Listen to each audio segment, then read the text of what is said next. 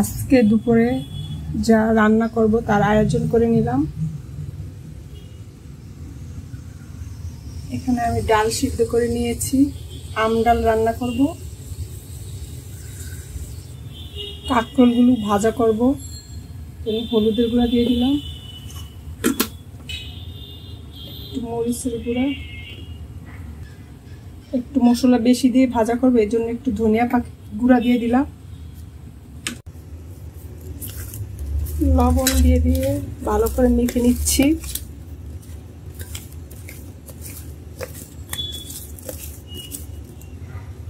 ভেজে নিচ্ছি, তেলটা গরম করে নিলাম।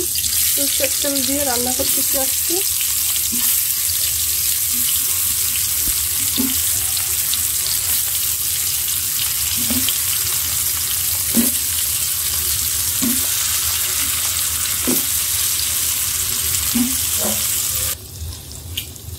কাঁকরোলগুলো ঢেকে দিলাম, ভালো সিদ্ধ হয়, সফট হয়, এজন্য। এইদিকে ডালও সিদ্ধ হয়ে আসছে।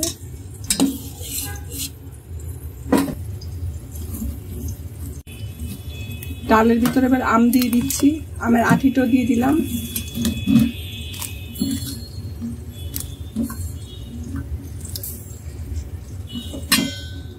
ডালের ভিতর হলুদ, কাঁচামরিচ সব দিয়ে দিলাম।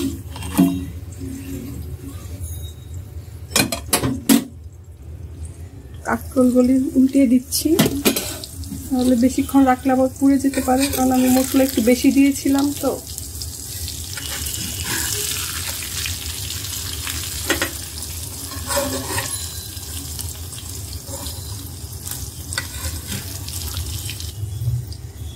কাঁকরোল আর ঢাকবো না, সিদ্ধ হয়ে গেছে প্রায়। এখন এই পিঠটা ভাজা হলে হয়ে যাবে।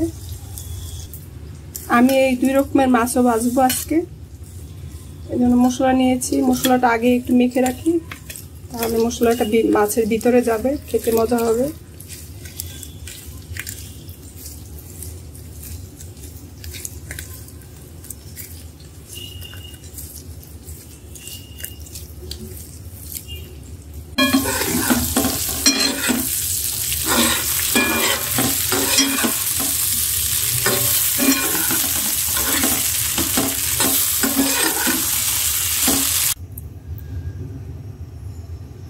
কাঁকরোল ভাজার পর এখন মাছগুলি ভেজে নিচ্ছি।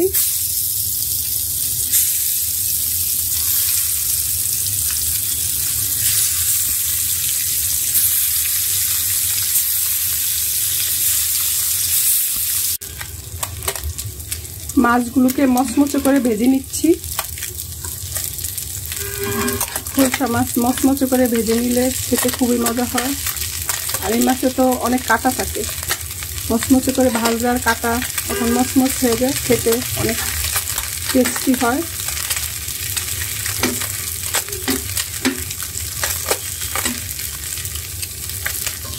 এইদিকে ডালের জন্য পেঁয়াজটা ভাজা হয়ে গেছে।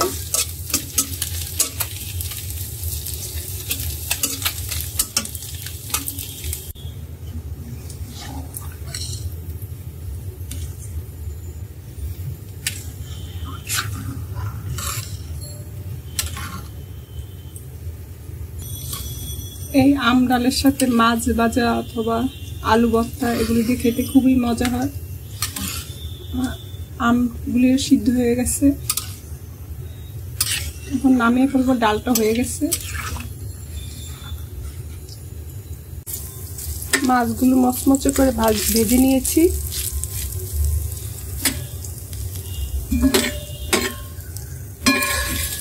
তেল ঝরিয়ে উঠিয়ে নিব। আজকে এই ট্যাংরা মাছগুলো না রান্না করে ভেজে রাখবো খালি।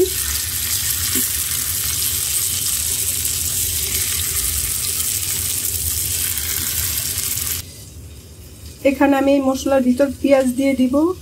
পেঁয়াজগুলো মাছ ভাজা হলে পরে ভেজে নিব।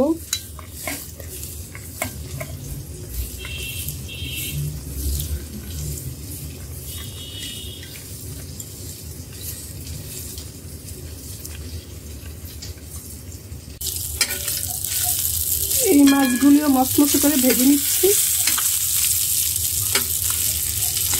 ট্যাংরা মাছটা মচমচে ভাজা হলে উঠিয়ে নিব।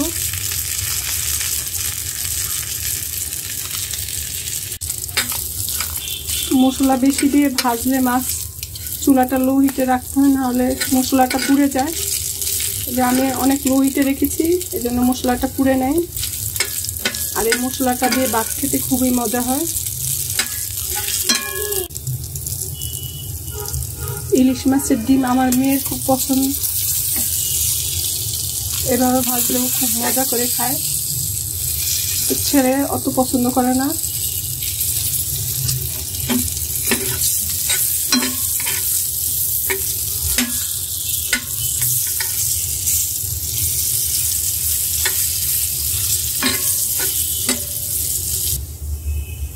পেঁয়াজটা ভেজে নিয়েছি, আর এখানে মাছগুলো যে ভেজে রেখেছিলাম ওগুলো দিয়ে দিলাম, একটু নেড়ে ছেড়ে দিচ্ছি।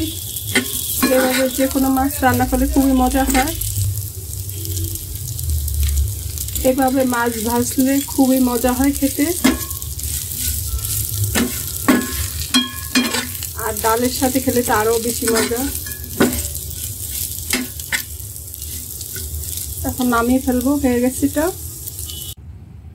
আজকে রান্না করেছি পটল ভাজা, 2 রকমের মাছ ভাজা, ইলিশ মাছের ডিম, ডাল, আম দিয়ে রান্না করেছি, আর এই যে ভাত।